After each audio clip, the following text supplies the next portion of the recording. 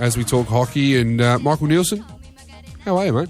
I'm doing very well today. How about you, Michael? Doing very well, thank you. A bit of a song that we would have heard a fair bit about on last Saturday night at the presentation night. Oh, it's bringing back good memories. You did a very good job yourself, by the way. Oh, if you can't, what can I say? We keep it going anyway. Anyway, hey, it was grand final Saturday for the Goulburn Valley Hockey Association last Saturday, and what a beautiful day that it was outside. Yeah, that was indeed the grand final last weekend. 4 games, and yeah, fantastic weather for hockey. It was just a little bit warm. But how was it playing out there?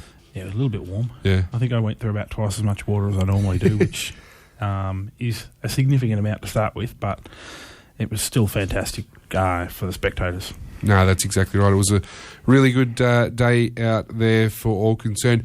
Hey, we started at 10 o'clock last week, and the first game was the B women game, and that was probably, I was going to say one of the closest, but the A women game probably trumps that. But the B women game, 1-0 to Echuca. M. Douglas gets the goal there for Echuca, and they beat Rupner 1-0. Yeah, that was the game that had finished when we went on air, but we hadn't heard the results yet. Yeah. So, a little bit disappointing from Rupner that they didn't get up there. But I think Echuca had been the form team through the B women for the year, so it's not really surprising that they got up there. Using that the depth of talent from the spillover in the A-grade team. From the A-grade team, yeah. Echuca Coburn there. Megan Douglas it was, to just put it in there. 3rd consecutive premiership for the Echuca Coburn ladies in B women. Yeah, it's not a bad little dynasty going on there, is it? No, doing a fantastic job. A good blend of some youth and experience, and they're doing a great job. Yeah, and speaking of experience, the MVP for the game was Renee Thompson. So yeah, well, that just proves the experience there. Hey, the B men game 2-1 in what was an absolute cracker of a game between Benalla and SYC. Unfortunately, Benalla I say unfortunately for you as SYC president, Benalla come away with the win there. It was a really good game, though. Yeah, it was always going to be a great game. Like I said last week, Benalla and SYC always been there or thereabouts in B men, and it could have gone either way right till the very end. SYC failed to capitalise on their opportunities, and then Benalla had a really good, really shut it down the last couple of minutes of the game there. Ankor Singh and David McIntyre managed to get on the score sheet there for Benalla, but I'll tell you what, Marty Alamore's goal for SYC has to be seen. Yeah, hopefully they got some video footage of that, because that was actually quite a freakish goal. Oh yeah, look, Marty is a freakish player. Always somewhere you don't expect him to be, and he just happened to be in the right place at the right time. Shame for SYC he couldn't do it a second time though. No, that's exactly right. And I think, Benalla, again, back-to-back premiers in B-men. It is the second time that Benalla have beaten SYC in the B-men. They were well led by a few of their older guys through the midfield. David McIntyre, who got best on ground. Yep. Who else was there? I'm struggling. Marty Killies. Yeah, Marty always does a great job through there. And had a bit to say to you too, presentation night, I believe. Yeah, he did. I wasn't sure how we were going to bring this up, but seeing as you've addressed it, we may as well. Took umbrage to my comment that SYC was a better club.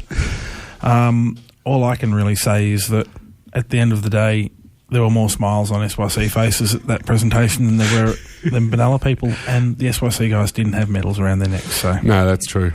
But hey, anyway.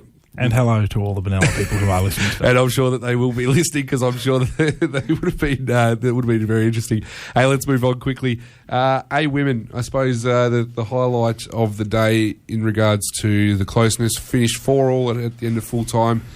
And then Echuca managed to come away from what I understand is their first A-women victory. It is their first A-women victory, so congratulations to them on that. Heartbreaking again for Marupna. 2 years in a row that they've been even at the end of full time, having led the competition for the entire year, only to lose it in a shootout.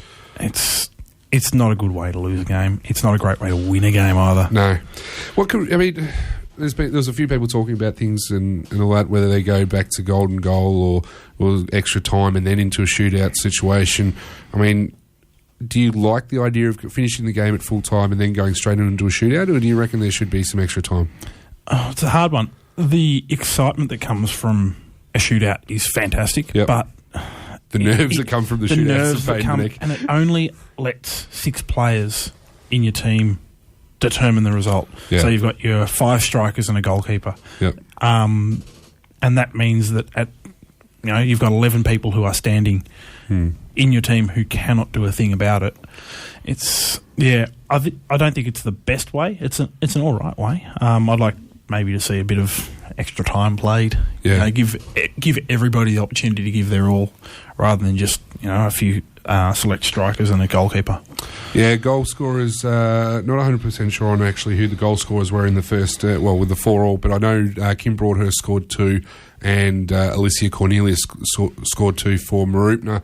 The scores in the paper on Wednesday have got all the scorers, including the penalties. Yep. The penalty shootout scorers, which normally you don't normally see that. Yeah, they're normally differentiated slightly somehow, but No, but that's it. So 3-1 on the penalty shootout for Echuca. They managed to take home their first ever flag. And the most valuable player in this one? It was Keely Thompson. So one of those young 14-year-old. Yeah, 14-year-old. Absolutely phenomenal skills. Just held her own throughout the entire game and has throughout the year. She's one that, you've got to keep an eye out for in the future, I reckon. Very much so, very much so. And then the one that you were quite well versed in, the Amen game. Strikers took on SYC, and it finished 6-4. But I think it was a fair bit tighter. I suppose, I think Strikers managed to get 2-goal jump or something at one point, and that was a big enough margin to keep it going for the entire game. Yeah, SYC were a little bit slow out of the gates compared to what they normally would be, which Strikers managed to capitalise on, getting a couple of goals in there, and then SYC had to play catch up all day. I think at one point we got back to 1 goal behind. Yep. But then the class of the front 5, they had you've got James McBain, Xavier McBain. I've forgotten the third one. Nathan McBain. Of course. Nathan McBain. And then Connor Holland. And Connor Holland on top of that. The 3 guys from Melbourne, the 3 Melbourne players had to go down and play on Saturday morning, and then came back to play in the final, and it didn't really affect their performance. It was a fantastic, but it was driven out of the midfield by Tim Russell, and then the 2 backs, Glenn and Skills. So, yeah. 3 goals to Nathan McBain there. Tim Russell with 1. Xavier McBain with 3 goals. Tim Russell, Nathan McBain, and Tommy Alejandro, all with singles. And the 4 goals to Jack Gregg for SYC. Yeah, there's nothing like a set play to score a goal, and if it works once and it works a second time, you just keep going for the 3rd and 4th time until it doesn't work anymore. So, unfortunately, we couldn't get more short corners. I think we converted 100% of what we got. So, yep. If we got more of them. But look, it was hard to see in the game, but 10 goals scored in the grand final. That's unbelievable. It's one of the highest scoring games I've seen. Yep. Let alone a final. And hang on a second. You guys beat us 10-0. Yeah. There's 10 goals in that. Yeah, but it wasn't really either way. And then, so with that, it must have been a fantastic game to watch. It was a great game to playing in. Yep. It didn't feel, like it was a whitewash either way. So, it's the best result you can hope for, which is the 2 best teams fighting out for the grand final. No, that's exactly right. And again, Strikers go back-to-back in Amen. Yeah, it hurts. Yeah, it does. And who was best of field for that one? Oh, strangely, it was Connor Holland. Fair enough. Yeah, just class act. Can't beat skill, really. No, that's exactly right. But he's a good player, and probably rumours might be going around that he might not be here next year. Oh, look, we'll see what happens.